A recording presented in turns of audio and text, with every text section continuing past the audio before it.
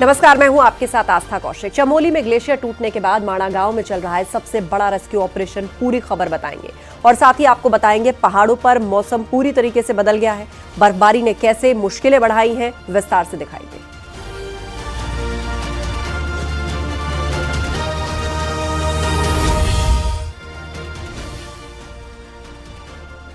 चमोली में बड़ी एवलांच भरी तबाही आई है। यहां माणा गांव के पास ग्लेशियर टूट गया है। एवलांच आने से 50 से ज्यादा मजदूर उसकी चपेट में आ गए। 10 मजदूरों को बचा लिया गया। राहत बचाव का काम युद्ध स्तर पर चल रहा है। आईटीबीपी से लेकर बीआरओ, एनडीआरएफ, एसडीआरएफ की टीम इस रेस्क्यू में जुटी हुई है।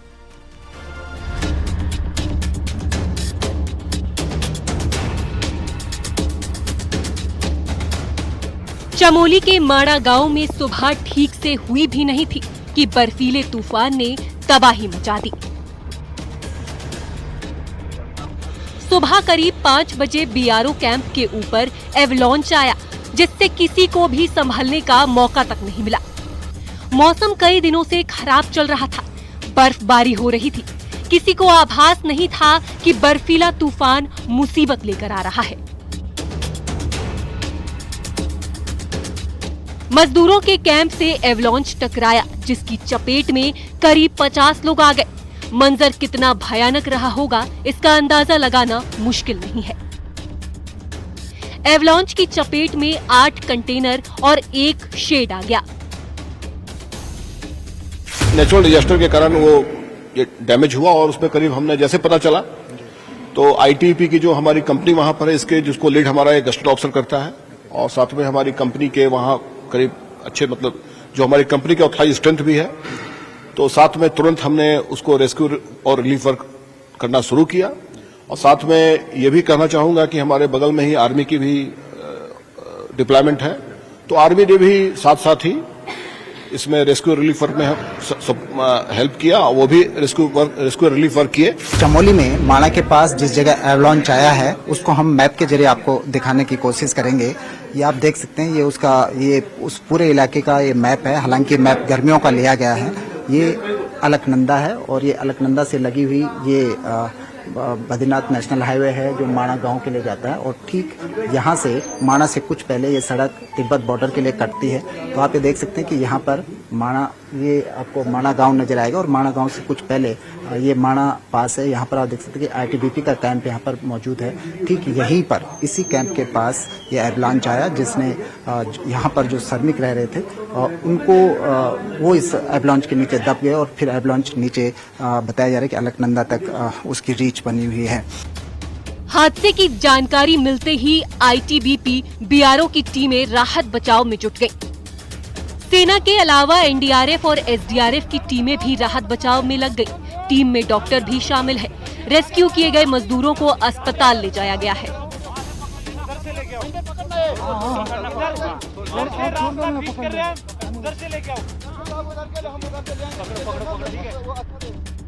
माणा से बीआरओ की तरफ से निर्माण चल रहा है, वहीं पर सभी मजदूर काम के लिए पहुंचे थे। पहाड़ी राज्यों में पिछले कई दिनों से मौसम खराब चल रहा है। ऊंचाई वाले इलाकों में बर्फबारी भी हो रही है, जिसकी वजह से कहीं पर 2 से 3 फीट और कहीं ज्यादा बर्फ जमा हो गई है। लगातार बर्फबारी होने से रेस्क्यू मिशन भी आसान नहीं होता।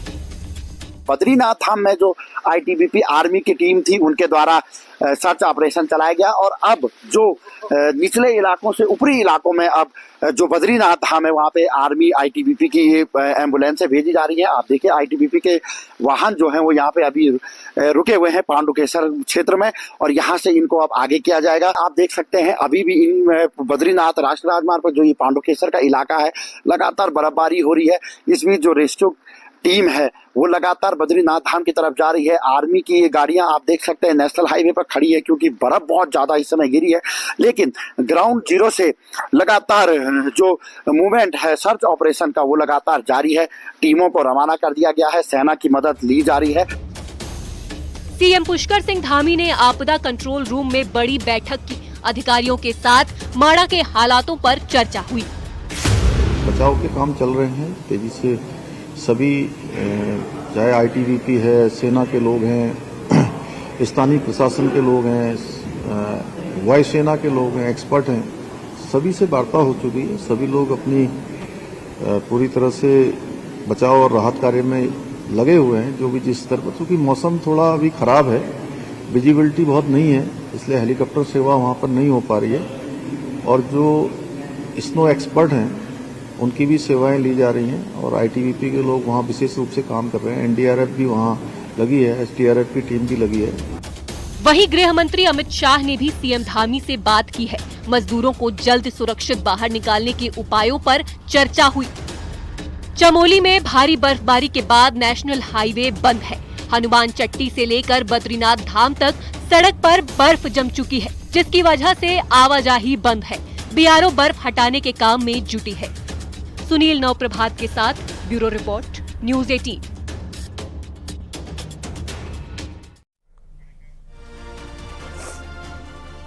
चमोली के माणा में मजदूरों को बचाने का काम जारी है। युद्ध स्तर पर राहत बचाव काम चल रहा है। न्यूज़ 18 की टीम भी ग्राउंड जीरो से थोड़ा ही पहले पहुंच चुकी है। देखिए नितिन सोमवाल की रिपोर्ट।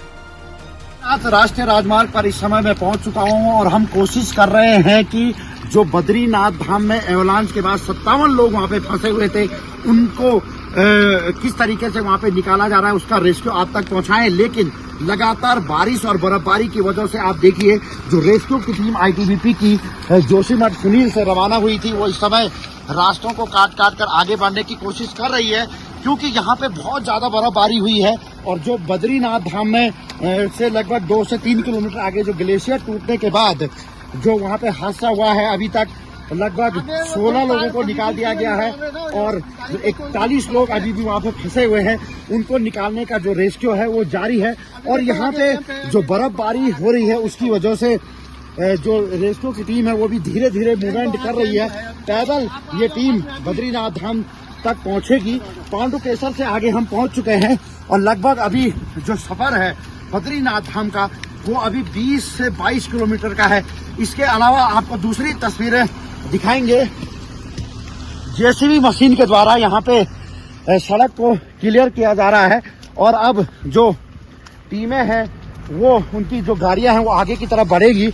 उत्तराखंड पुलिस की जीप भी आपको पीछे दिखाई दे रही है, वो भी बद्रीनाथ धाम की तरफ जाने की कोशिश कर रही थी, लेकिन लगातार बर्फबारी की वजह से जो रास्ते हैं वो बिल्कुल बंद हो चुके हैं।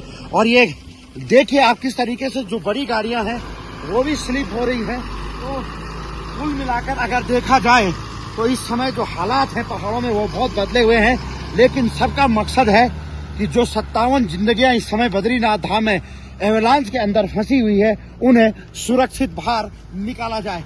नितिन सोमवाल, न्यूज़ 18, बद्रीनाथ राष्ट्रीय राजमार्ग, पांडुकेश्वर। पहाड़ों पर एक बार फिर बर्फबारी ने मौसम को पूरी तरह से बदल दिया। जम्मू कश्मीर से लेकर उत्तराखंड की वादियों में जबरदस्त स्नोफॉल हो रहा है। हिमाचल प्रदेश के अधिकतर इलाकों में बर्फबारी का दौर जारी है और बर्फबारी से स्थानीय लोगों को जहां राहत है तो वहीं मुश्किलें भी बढ़ने लगी हैं।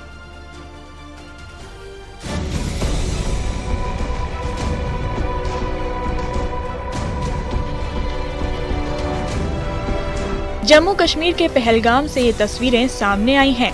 बर्फ की परत में पहलगाम लिपटा हुआ है। पिछले 2-3 दिनों से यहाँ बर्फबारी के बाद रास्तों पर बर्फ की मोटी चादर जम गई है। जगह जगह रास्ते बंद हैं और सड़कों से बर्फ हटाने का काम लगातार चल रहा है। शोपियां में भी जमकर हिमपात हुआ है। घर बर्फबारी की आगोश में आ गए हैं। वादियां, पेड़ सब बर्फ से ढक गए। लोग घरों में कैद होने को मजबूर हैं। बिजली और पानी सप्लाई में भी दिक्कत आने लगी है। कई इलाकों का संपर्क आपस में टूट गया है, जिसकी वजह से प्रशासन लगातार रास्तों से बर्फ हटाने का काम कर रहा है। फरवरी के आखिरी हफ्ते में गुलमर्ग की वादियां भी बर्फ से ढकी हुई हैं। घर बर्फ की आगोश में हैं। दूर दूर तक बस बर्फ का ही पहरा है।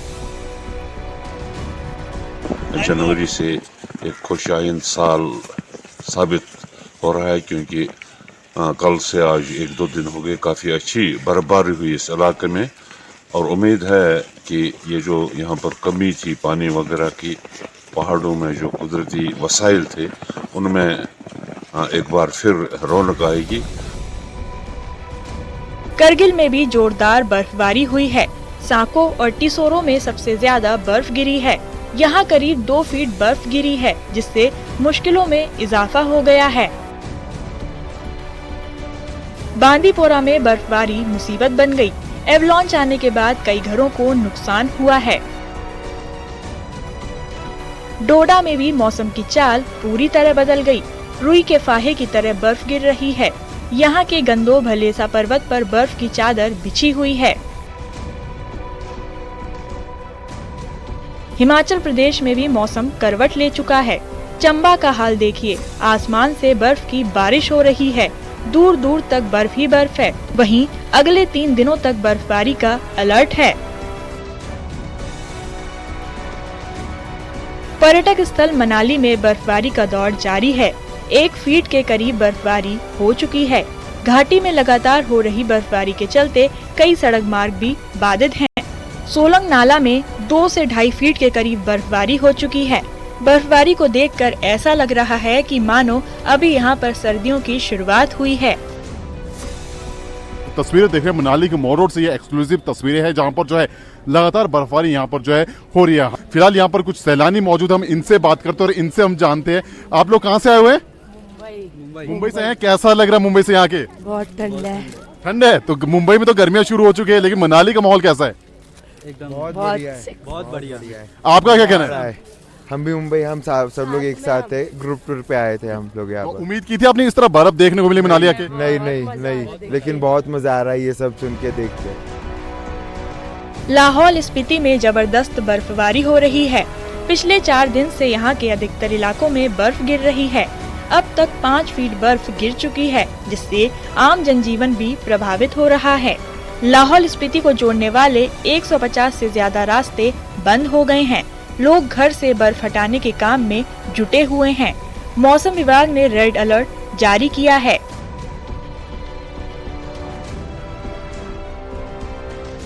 कुल्लू में भारी बारिश से भूतनाथ नाले में कई गाड़ियां बह गईं, जिसका एक वीडियो भी सामने आया। वीडियो में कई गाड़ियां मलबे में दबी नजर आईं। किन्नौर में देर शाम से बर्फबारी का दौर जारी है, जिसकी वजह से हर तरफ हिमवर्षा दिखाई दे रही है। बिजली की सप्लाई भी कई जगहों पर बाधित है। रोपा वैली, सांगला, कल्पा में करीब 2.5 फीट तक बर्फ गिरी है। किन्नौर प्रशासन ने लोगों से ऊंचाई वाली जगहों पर न जाने की अपील की है। उत्तराखंड का हाल भी ठीक ऐसा ही है। चमोली में नीति घाटी में सीजन की चौथी जबरदस्त बर्फबारी हुई है। यहाँ 1 से 1.5 फीट तक बर्फ जम चुकी है। नीति मलारी नेशनल हाईवे पर बर्फ का डेरा है।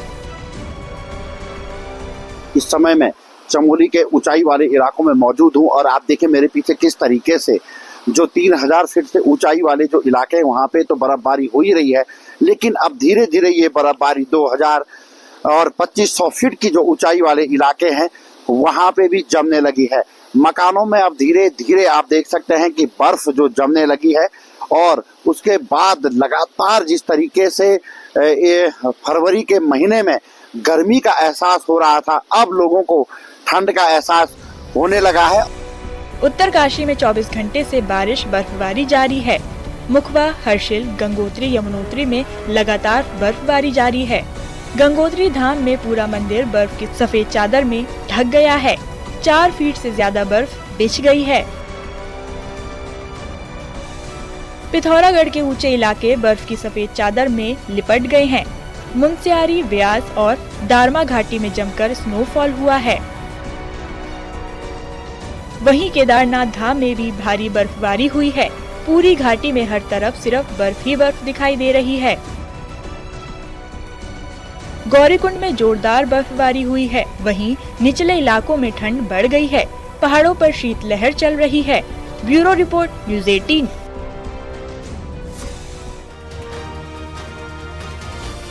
मुंबई के समंदर में एक फिशिंग बोट में अचानक आग लग गई और आग की लपटें दूर दूर तक फैल गई। समय रहते नेवी और कोस्ट गार्ड ने रेस्क्यू ऑपरेशन चलाया। बीच समंदर में उठी आग की लपटें, धू धू कर जल गई बोट। मुंबई के अलीबाग के पास ये हादसा हुआ है। बताया गया कि समुद्र में जा रही फिशिंग बोट में अचानक आग लग गई। नाव में 18 लोगों के सवार होने की बात भी सामने आई। जैसे ही नाव में आग लगी, उसके बाद तो अफरा तफरी ही मच गई। देखते ही देखते आग ने विकराल रूप धारण कर लिया। सभी की जान पूरी तरह खतरे में पड़ चुकी थी। ये घटना अलीबाग में अक्षी के तट से लगभग 6 से 7 समुद्री मील दूर हुई। घटना करीब 4 बजे के आसपास की बताई गई है। आग लगने के बाद मछुआरे दहशत में आ चुके थे। इसके बाद कोस्टल गार्ड और भारतीय नेवी ने तुरंत बचाव अभियान शुरू किया। सभी मछुआरों को जलती हुई नाव से निकाल लिया गया और बाद में सभी को समंदर के किनारे सुरक्षित लाया गया। किसी को चोट नहीं आई है। शॉर्ट सर्किट की वजह से आग की आशंका बताई गई। नाव पूरी तरह जलकर खाक हो गई। फिलहाल मामले की जांच जारी है। Bureau report, news 18।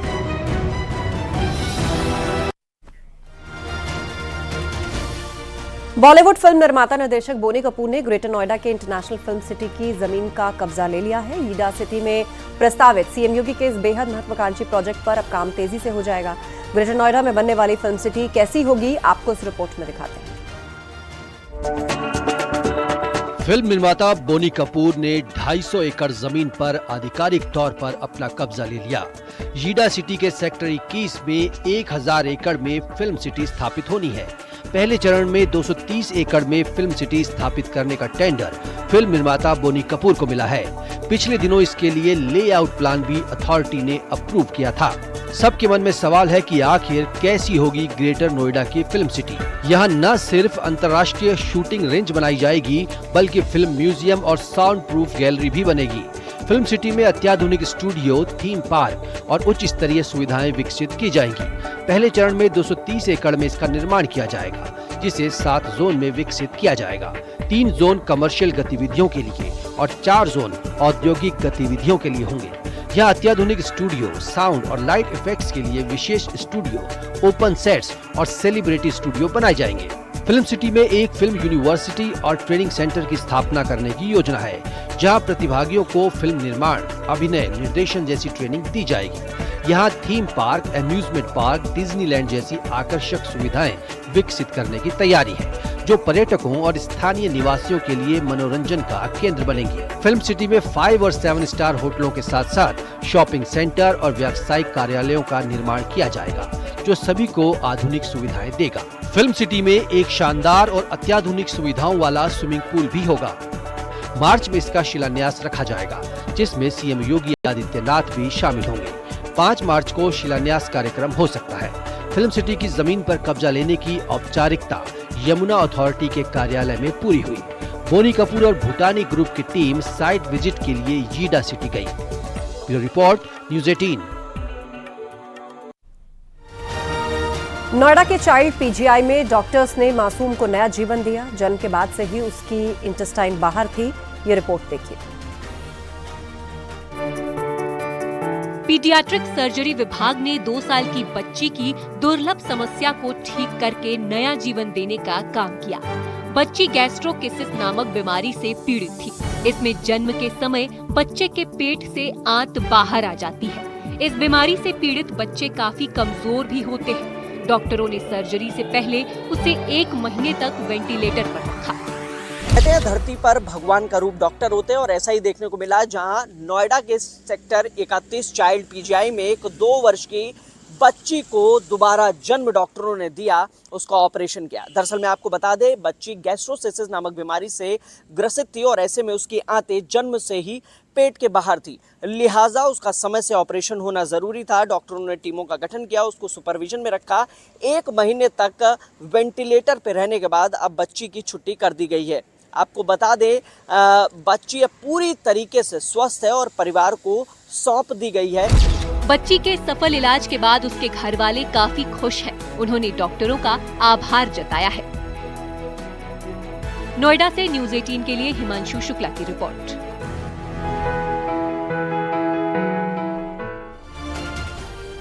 और रुकेंगे ब्रेक के लिए, जल्द लौटेंगे।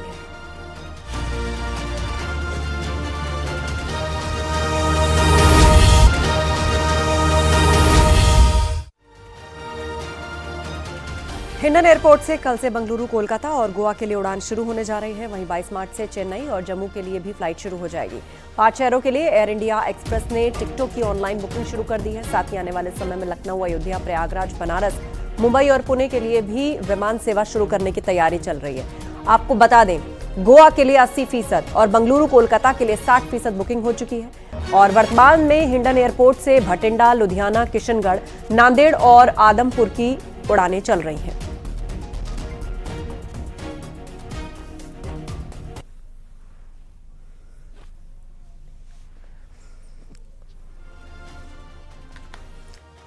कंपनी और टाटा सोमो का एक हिस्सा एयर इंडिया एक्सप्रेस कोलकाता को उत्तर प्रदेश के गाजियाबाद के जिले हिंडन एयरबेस से जोड़ने के लिए तैयार हो चुका है, जिसके चलते कोलकाता, बेंगलुरु और गोवा के लिए यहां से फ्लाइट जानी शुरू हो जाएंगी। तो ये कहना अतिशयोक्ति नहीं होगा कि गाजियाबाद का जो हिंडन एयरबेस था, जहां से हिंडन एयरपोर्ट बनाया गया था, वहां से अब नई फ्लाइटें शुरू होंगी, जिसका सीधा सीधा फायदा आम जनता को होने वाला है।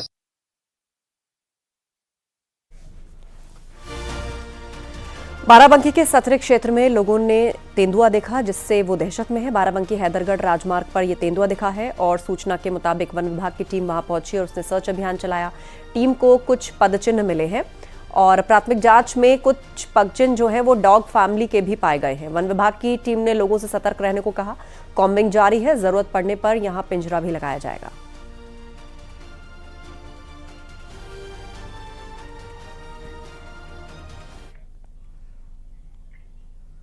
और वक्त एक ब्रेक का है, जल्द लौटेंगे।